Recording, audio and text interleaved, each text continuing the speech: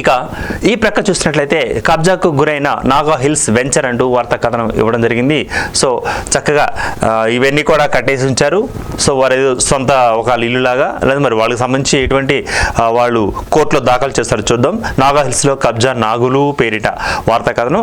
2,000 కోట్ల రూపాయల విలువైన భూముల్లో పాగా వేశారు.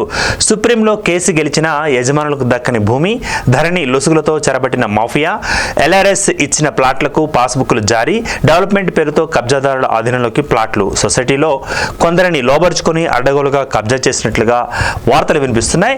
మాట వినని సభ్యులకు బెదింపులు కూడా వెళ్తున్నట్లుగా, లేఅవుట్ ప్రాంతంతో ధ్వంసమైనట్లుగా, బౌన్సర్లతో పహారా కాస్తున్నట్లుగా దీనికి సంబంధించిన వార్తా కథనాన్ని ఆంధ్రజ్యోతి దినపత్రికలు ఇవ్వడం జరిగింది.